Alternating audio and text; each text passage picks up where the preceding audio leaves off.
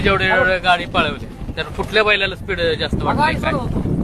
आता बा तू जेवढ्या गाड्या पळवल्या त्यात स्पीडचा बैल म्हणलं तर बाकासूर कडपासून खायला सुटल्यापासून पाक सुटते तर श्वास पोचतो हातातच होता. त्यासारखं स्पीड कुठल्या बैलाला तो बैल म्हणजे बैलच आहे. बाकासूर म्हणजे येड्या खोपडीचा बैल आहे. तो कधी काही करू शकतो असा बैल आहे तो. आणि त्याला हातातच ठेवायला लागते कारण काय म्हणजे सगळे माहिती की बाबा बकासूरला हातातच ठेवायला लागतंय बाकी दुसरा बैल हे करायला लागते किंवा काय? महाराष्ट्रात सगळ्या म्हणला तर त्या बैलाच्या खाली गतीची बैल मग तो माझा असो किंवा दुसऱ्या कोणाचा पिना त्या बैलाच्या गतीच्या खाली बैल त्या बैलासारखी गती कोणाला होऊ शकत नाही.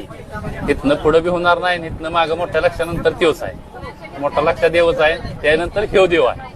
म्हणजे त्या गतीला अंतच नाही. किती पळतील आणि काय करतील शेवट आहे तो गतीचा. बाकासूर म्हणजे शेवट गतीचा. बकासूर आहे. हा बाकासूर आहे. त्या नादाला नाही लागायचं कोणी. तो जरी 2 गटाला जरी मार खाल्ला तर तिसऱ्या अड्ड्याला तो मोठं कुठलं जर मैदानात 1 नंबर करू शकतो असला बैल आहे.